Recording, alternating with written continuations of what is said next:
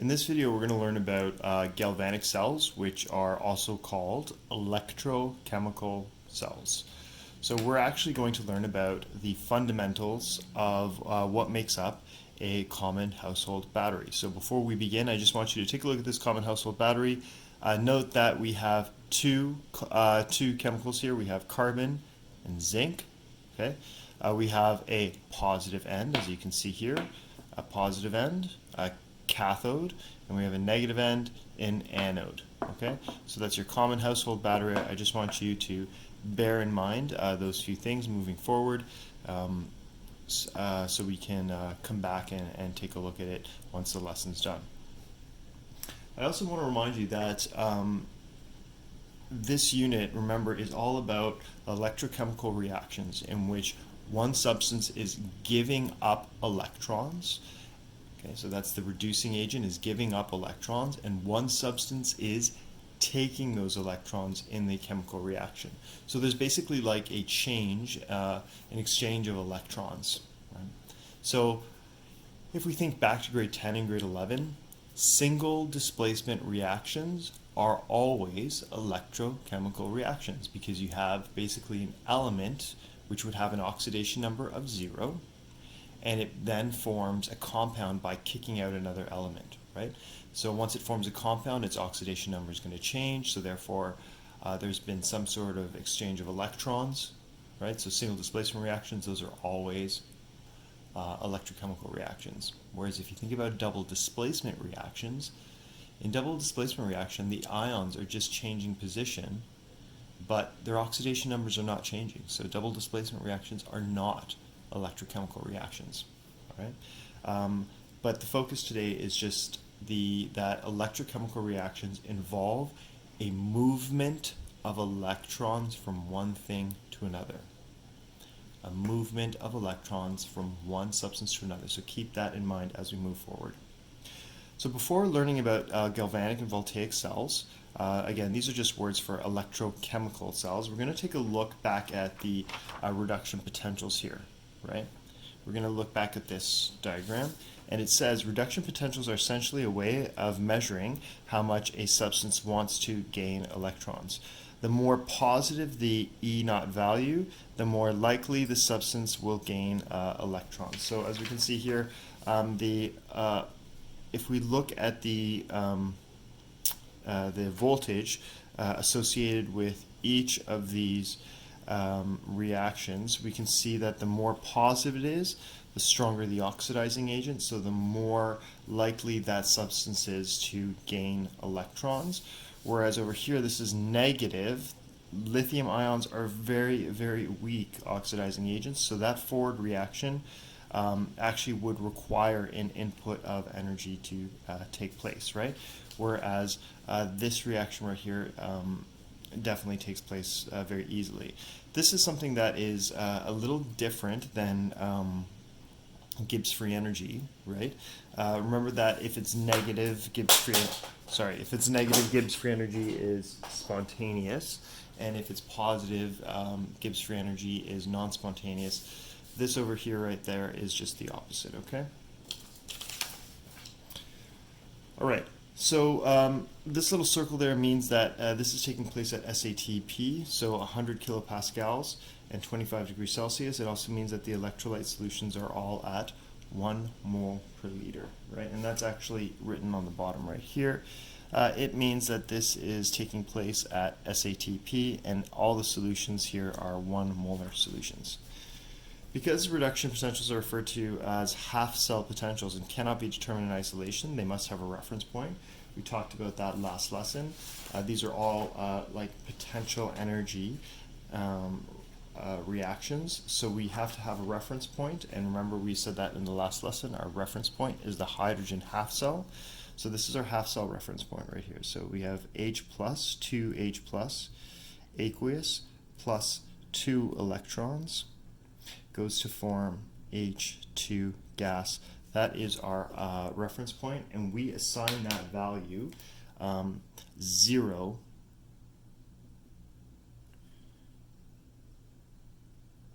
an energy value of 0 volts. Okay? And notice we're measuring potentials in volts, which is the measurement of potential energy with electric charges. Okay, and that makes sense because we're looking at the electric charge of the electron. So, therefore, the attraction of electrons by other substances is compared to hydrogen's ability to accept an electron.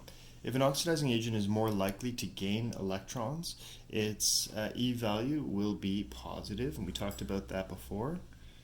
Right? The more likely it is to gain an electron, so the stronger the oxidizing agent, the more positive it's going to be. If an oxidizing agent is less likely to gain an electron, the E value will be negative. So, note well that if you want to flip the reduction reaction on the table, you must change the sign on the E value.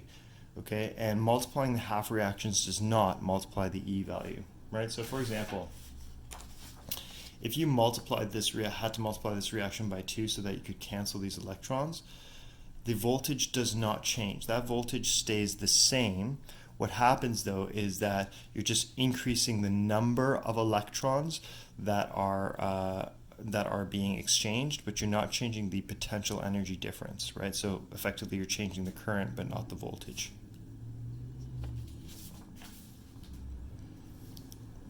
In order to find out how much energy a voltaic cell can produce, you must use the following equation. It's slightly different in the text.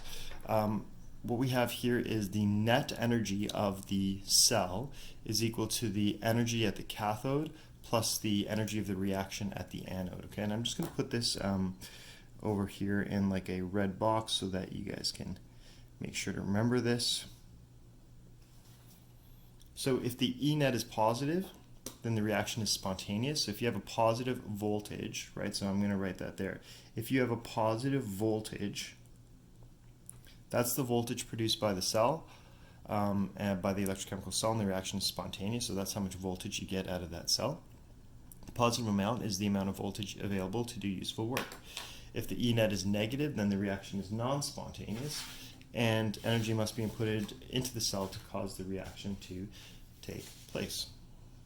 And so we can go back here and we can see on our cell we have 1.5 volts. Okay, so that's the amount of energy that this one cell can give us to perform useful work.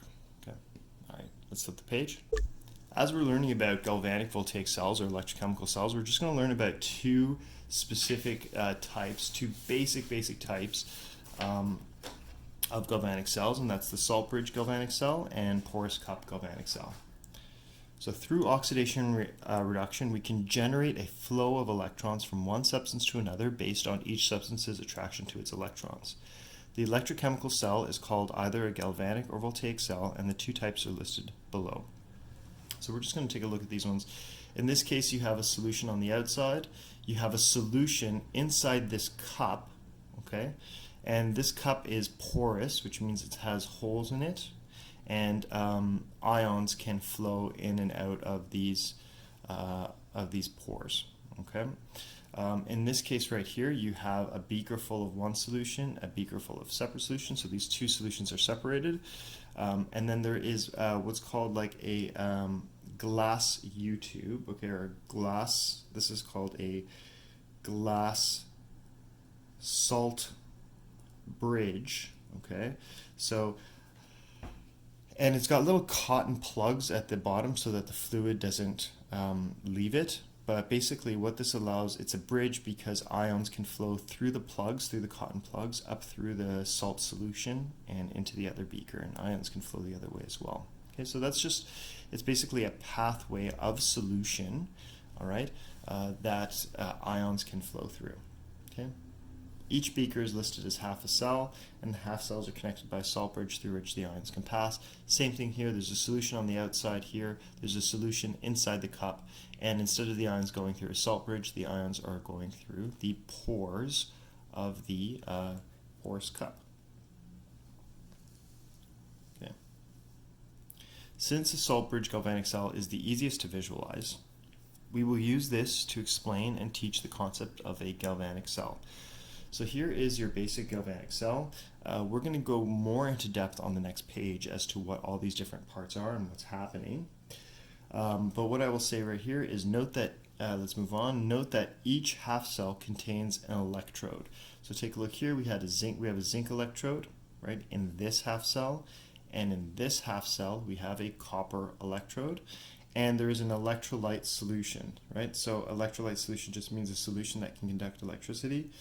The copper electrode is submerged into a copper 2 nitrate solution, right? So this is a solution of ions. Ions can flow through it. Zinc nitrate, so zinc ions and nitrate ions, so ions can definitely flow through here. We also have these two electrodes connected with a wire, and we're going to see why that's the case in a second. Further, we have a salt bridge, so that's our glass structure with the cotton plugs at the bottom here, and in that salt bridge we have sodium nitrate. So we have ions in this salt bridge so that ions can flow from this cell to this cell, and ions can flow from that cell to that cell. So the electrodes are connected by a wire through which electrons can pass, and we use the following notation. So this is called cell notation.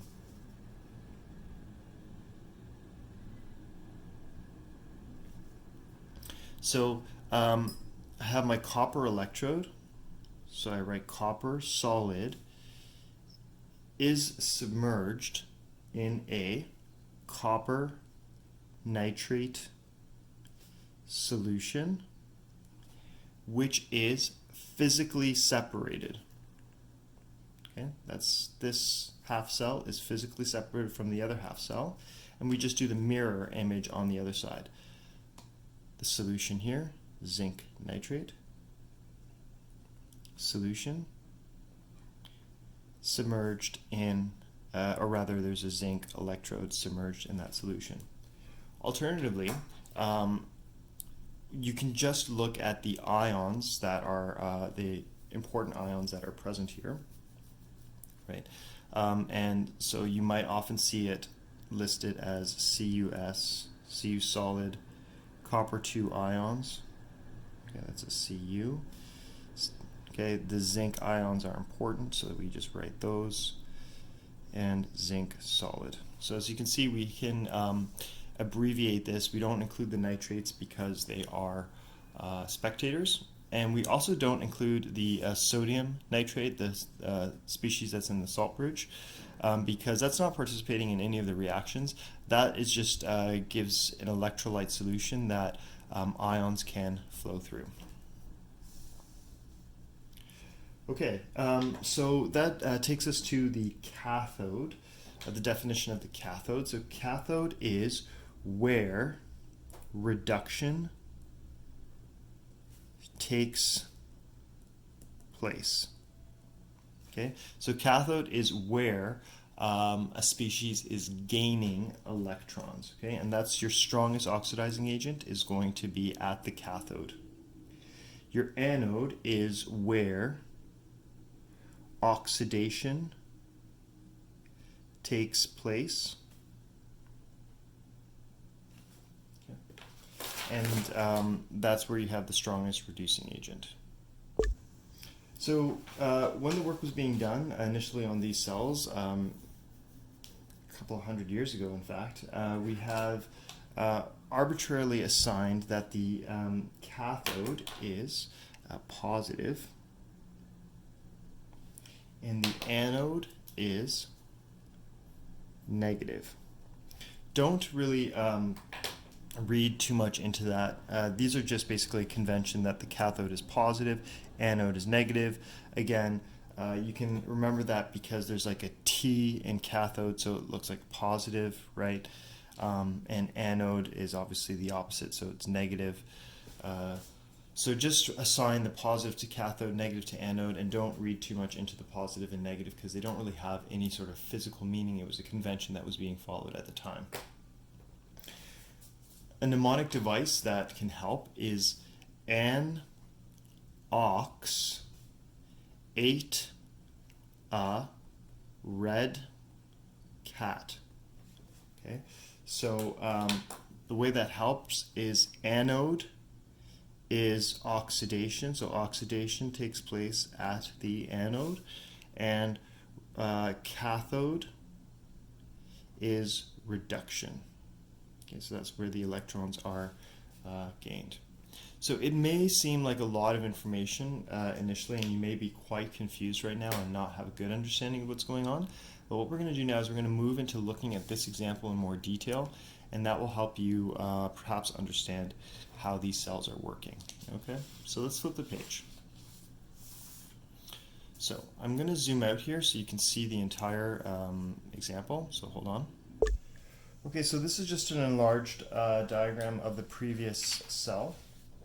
And so what we're going to do is we're going to look at what is taking place in this cell. So the first thing I'm going to do is very similar to what we did in the previous lesson, which is I'm going to list all the species that are present in this situation here. So copper solid is present. Okay, as you can see, I've got a copper electrode. I have copper 2 nitrate solution, so that means I have copper 2 ions, and I have nitrate ions. Okay, and I have water, because those are aqueous solutions, right? And then I have a physical separation, and on the other side I have zinc solid, I have zinc ions, I have nitrate ions, and I have water again. Okay. And in between the two, I also have, in the salt bridge, I have sodium ions, and I'm not going to put nitrate because I've already stated it. And remember that, you know, the species that's in the salt bridge is not reacting, it's just basically allowing for creating an electrolytic solution for ions through which ions can pass. So I've listed all the species that are available here, but I have to bear in mind that these species are physically separated from these ones, and ions will only flow if there is like a pull from one side to the other. Okay, so I'm going to look for my strongest oxidizing agent in all of these species. And so I go to my sheet and I go down. Okay, and look, I hit my strongest oxidizing agent right here, which is copper 2 positive. Okay, so that is my strongest oxidizing agent. Okay, so that species is going to gain electrons. And I go from the bottom here, and I try and find my strongest reducing agent, and then I hit zinc right here. Okay, so zinc is right there. This is my, oh, apologies, again, I circled the ion, not the solid, so I'm just going to pause. I'm going to delete that and circle the solid. Okay, sorry about that. So I'm circling the solid zinc as the strongest reducing agent. Okay, so this species, right, the solid zinc, the zinc electrode, it wants to give up its electrons, and as we can see, let's check. Zinc wants to give up its electrons and wants to go this way and give up its electrons and become zinc 2 positive. Copper wants to gain those 2 electrons, right, the copper ions. So how is it that this reaction is going to take place if the zinc is over here and it's physically separated from the copper 2 ions over here? How can we get the zinc to give up its electrons, and how can we get the copper ions that are in here to accept them? So what I will actually do here is I'm actually going to draw like an example of a copper 2 ion. So I'm just really going to put like copper 2 positive right here. This species wants to gain 2 electrons, and this species wants to give up 2 electrons, and that zinc electrode is going to go from zinc solid, and coming off that electrode, once it gives off its 2 electrons, is going to be zinc 2 positive ions. So how is that going to work? Well, it's connected through a wire. So this electrochemical reaction in which this species is giving up electrons and this species is taking it, we can use a wire so that the electrons don't have to make direct physical contact with these ions right here, so that this species doesn't have to actually touch the zinc electrode, the electrons from the solid zinc will pass through the wire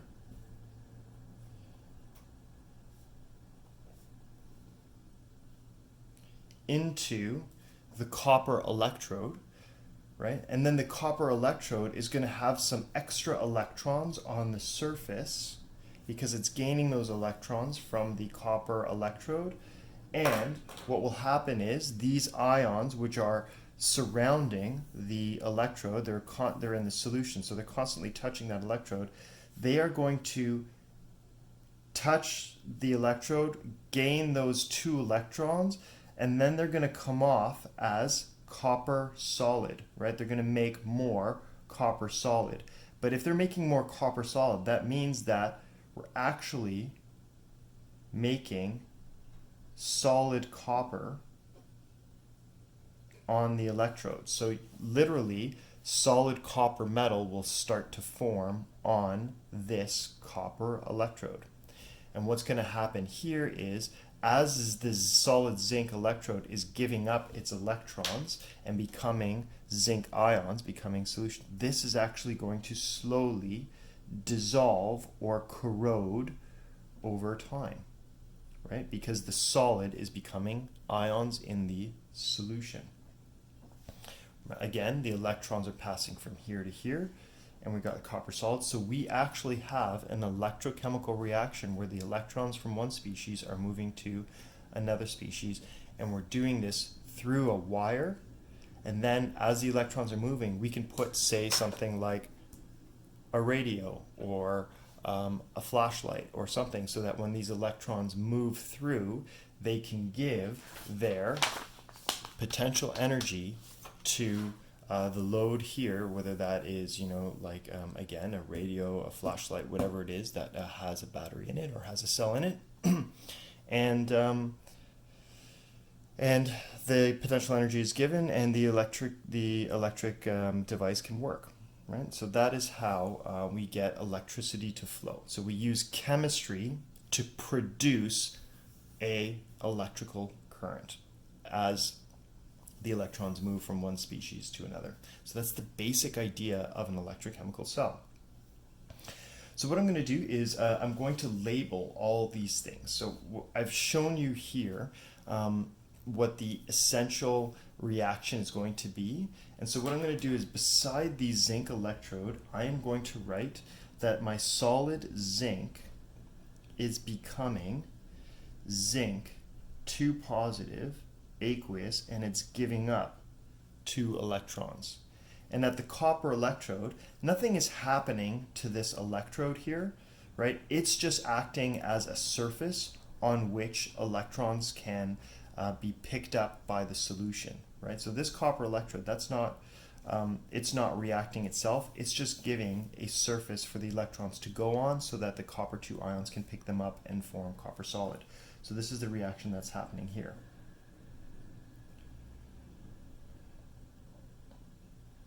Right? And we can see that solid copper is being made, right?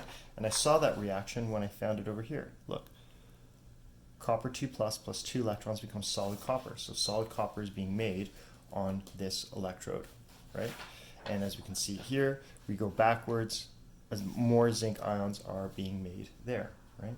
So the other thing too is, okay, so this right here is our half reduction reaction, right? This is our half oxidation reaction, apologies, right? Because we have a loss of electrons, right? So that's oxidation. On this side, we have our half reduction reaction. Okay, so if this is our oxidation reaction, this electrode, is this our anode or is this our cathode? Well, we remember the mnemonic device, N-ox ate a red cat, so anode oxidation. So this electrode right here is our anode, and we have a negative. Okay. And this right here, our copper electrode, is our cathode. And we have a positive. Okay, now let's just put a couple of observations here. We can see that over here we have zinc electrode is dissolving, or in electrochemistry we call that corroding or corrosion, right? Because the metal, the solid metal, is becoming an ion. On the other side, we have the cathode is increasing mass over time as copper S solid forms on it. Okay. So I'm going to give my two half reactions, which is my half oxidation reaction, okay, and that is zinc solid goes to form zinc 2 positive aqueous plus 2 electrons, and my half reduction reaction is my copper 2 positive plus 2 electrons goes to form copper solid. And as I do these reactions, beside them I am going to put their voltages. So let's take a look at the half oxidation reaction.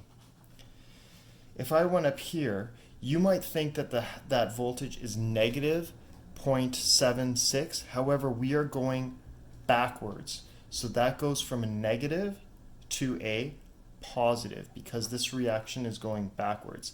This negative represents the forward reaction. So if I'm going using the reverse reaction, which I am here using the reverse reaction, I have to use positive 0.76.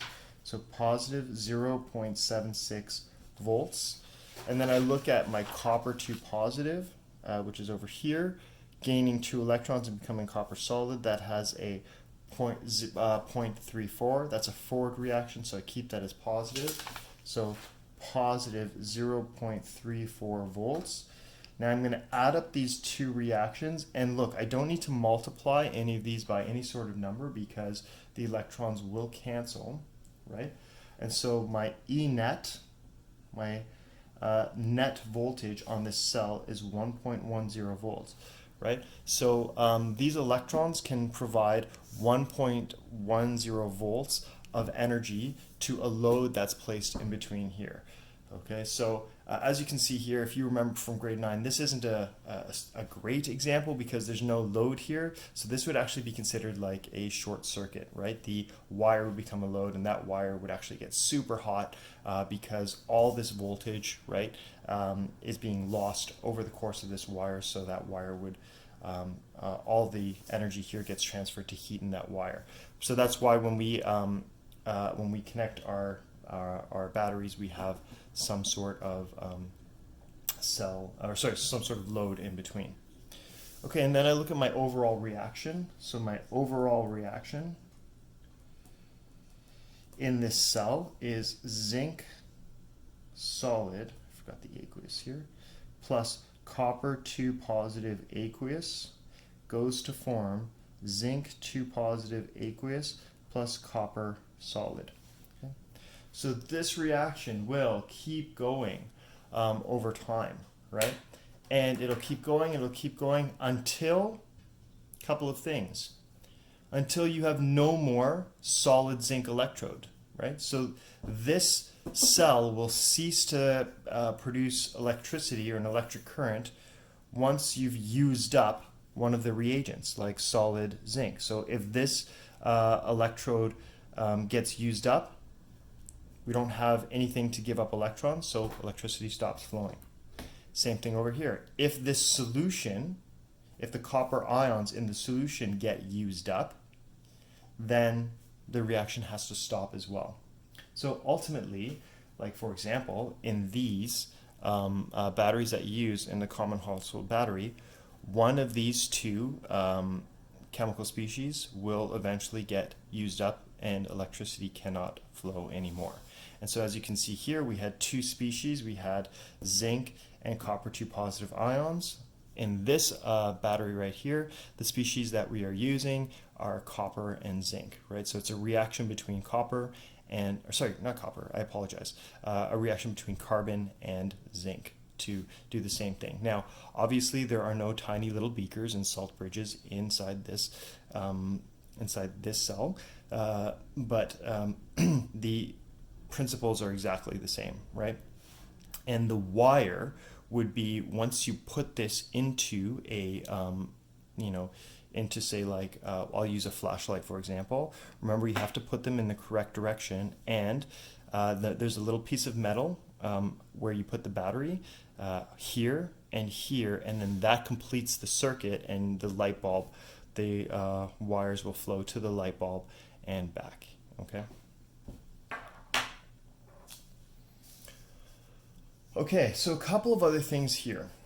We didn't talk about what the point of the salt bridge is and talk about ion flow. Ion flow is very important because, as we can see, over time, zinc ions are building up in this beaker.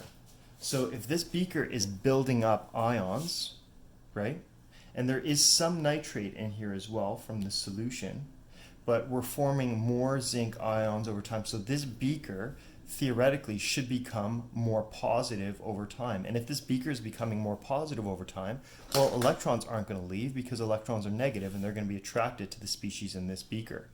So how do we keep this beaker at a neutral charge, a neutral electrical charge, if it's building up positive charges over time? Well, we have the salt bridge, right? We have nitrate in the salt bridge, which is negative, will flow this way down into the beaker. Okay? So the nitrates, the negative nitrates, are coming over here and making sure that the charges, the electric charges, are balancing out so that electrons can still flow. So this stays electrically neutral. Over here, take a look. The positives are being consumed, right? So we're going from positives being consumed, but in this beaker we also have nitrates from the copper 2 nitrate solution. So if the positives are being consumed, this beaker should become slightly negative over time. Well, the sodium in the salt bridge will move into this beaker through the cotton plugs and will balance off the excess negative charge so it stays neutral. Because if this had excess negative charge over time, the electrons are not going to want to flow to it, right? Because electrons are negative, and if you have a negatively charged beaker or species in the beaker, then it's not, they're going to repel, right? So we have to keep this beaker electrically neutral. We have to keep this beaker electrically neutral, and we do that using the salt bridge so that the species can flow here and there, right? Now, the other thing that happens too is because this is generating positive charge and these are connected through an electrolytic solution, the nitrates will also flow up here as well and through the salt bridge into here. So not only are we getting the nitrates from the salt bridge, the nitrates from this beaker are also flowing here as well.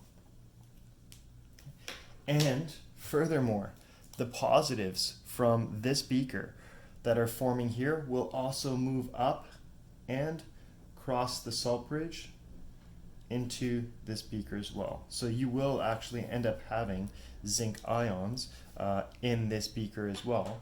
But that's not to worry, you're not worried about those zinc ions taking the electrons from here, because as you can see, the zinc ions have a very, very low reduction potential. So what's going to predominate is the copper ions taking those electrons, not the zinc ions.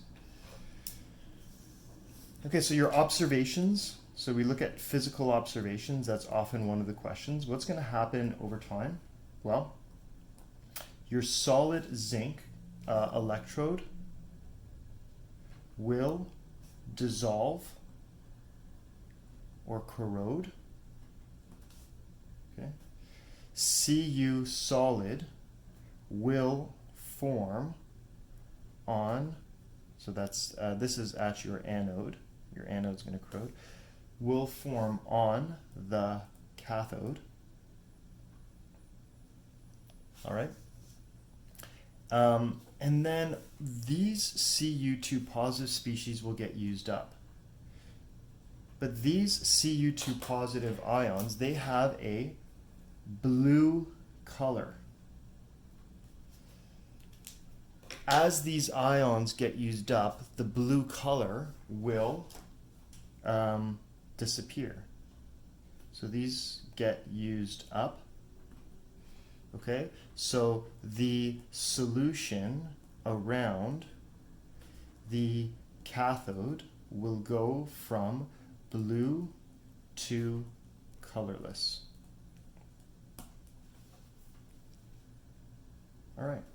And since we talked about ion flow, I'm just going to give you a small note here, okay, which is that the cations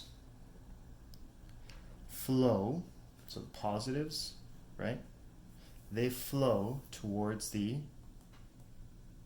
cathode. And the anions, which are the negatives, so we can see here, they flow towards the anode.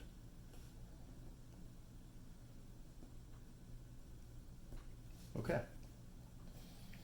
So effectively, these are the basic principles of how an electrochemical cell works. That's how this cell works right here, right? We have two chemicals. One species is giving up electrons, one species is gaining them. My guess here is, and I don't know specifically about this battery, but I would imagine that the zinc is giving up its electrons and some carbon species in here is accepting those electrons. Yeah, this is all taking place in this cell. So these are just basically, these are just chemical reactions, right? And then once this gets used up, we no longer have any more voltage, okay? And that's the same thing on your cell phone, right? Your cell phone is actually a lithium-ion battery. Take a look. It is a lithium-ion battery, right? So solid lithium, look at it's a really, really strong reducing agent. So it can provide quite a lot of voltage, right? It's right at the bottom of this. Right? And that's what you need on a cell phone. Your cell phones are very energy heavy, so you need a lot of energy. So the lithium is giving up its electrons in your lithium battery. And that's why lithium batteries can actually be quite dangerous, because lithium is an alkaline metal, and if it reacts with water, it will react very vigorously and explode. So lithium ion batteries are quite dangerous, and you've heard of incidents on like planes where somebody's phone catches fire. But in your battery, right, in your phone battery, the lithium in your phone battery will continue to flow until it gets used up, and then you don't have any more charge in your battery, right? It's at that point your battery goes from being spontaneous to non-spontaneous, right?